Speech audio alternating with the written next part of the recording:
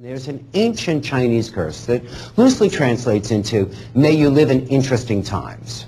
It's an odd curse, but by that definition, we're all a bit cursed right now because we do live in interesting times. We live in an unprecedented time in human history when change is assaulting us in a sudden, unpredictable, certain, and volatile way in every aspect of our lives. We live in an ocean of change right now, and some cliches are true. Change is all around us, and it's not just sudden, unpredictable, certain change. It's accelerating change as well. What does that mean in your context? If we take a look at the world, what's changing? Your competitive environment is changing. Your industry, like many other industries, is rapidly consolidating both on the supplier and the customer base. Change is happening there. The nature of buying, the parameters for buying are changing. Technologies, fundamental technologies used to do the work and to sell the work are changing. Your competitors and who they are and how they're competing with you is changing. And the regulatory environment is changing as well. And what that means, if you boil that all down, is that change is affecting the entire ecosystem, and the beneficiaries are customers, because power is inexorably moving downstream, and it's giving us a new golden rule in many industries. And the golden rule is those that have the gold make the rules.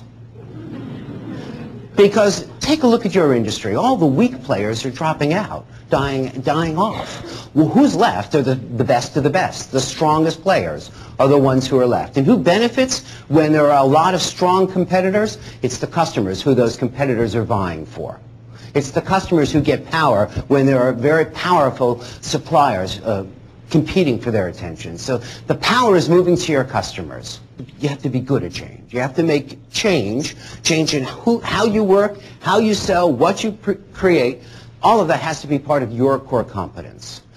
Here are some ways that other organizations are getting good at change. Here's what it looks like to be good at change. To look at change as an opportunity is another ancient Chinese icon where the icon for danger is the same as opportunity. That's what rules at a company like IDS. They're now called American Express Financial Service Advisors.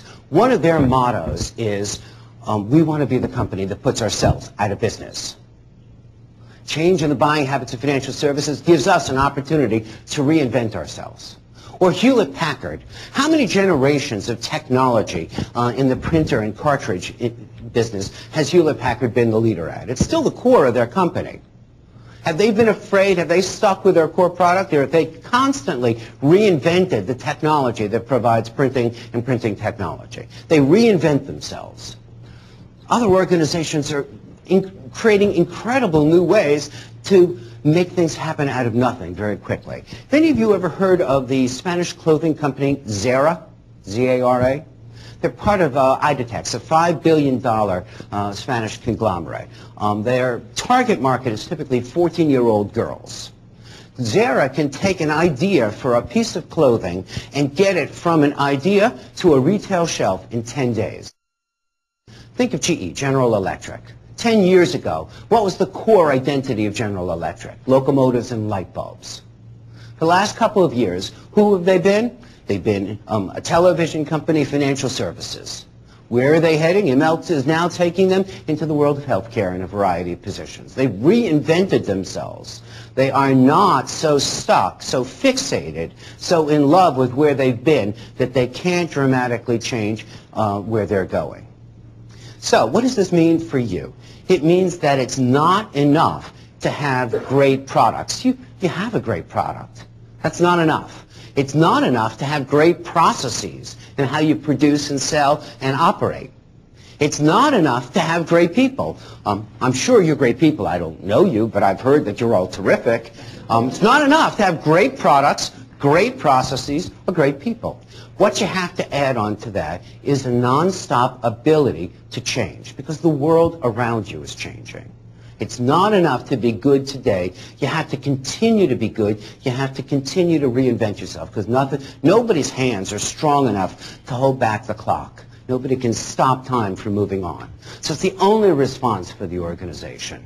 And it means for employees, You need to be resilient. You need to move and help the organization change rather than try to impede it.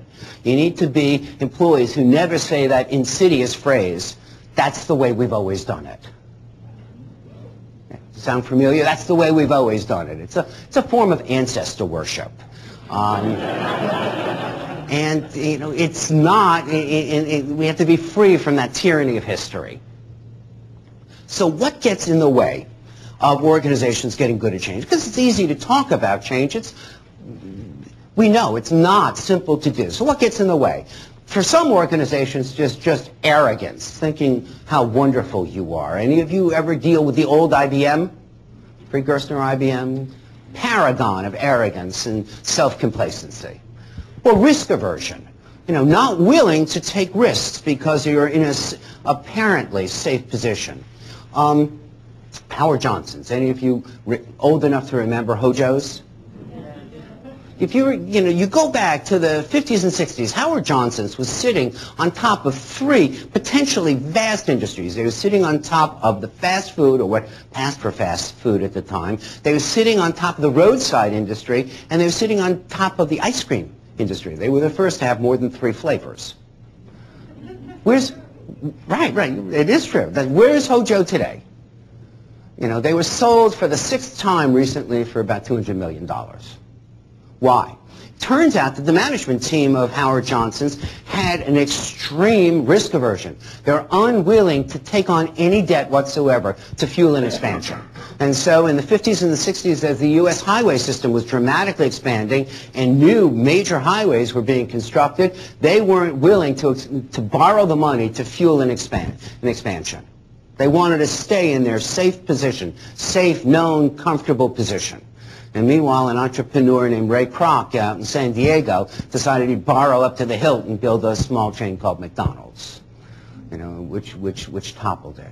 So they weren't ready for change, or a lack of ambition. How many organizations do you know whose strategy is essentially playing not to lose? Whose public statements say, "We hope this quarter to lose less than we lost last quarter." Instead of a strategy, as you heard Dave talk about, saying, "We're playing to win.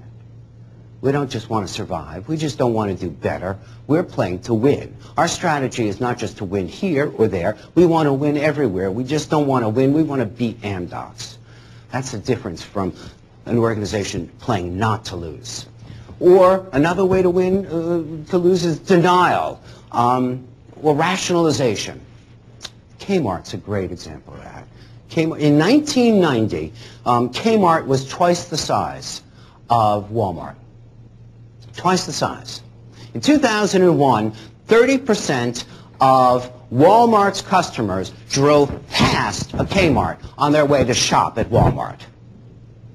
And the crowning moment, I think, came somewhere in 1997, 1998, when the chairman of Kmart, in one of his interviews, said, "It's not our fault that our customers are older and poorer than Walmart's.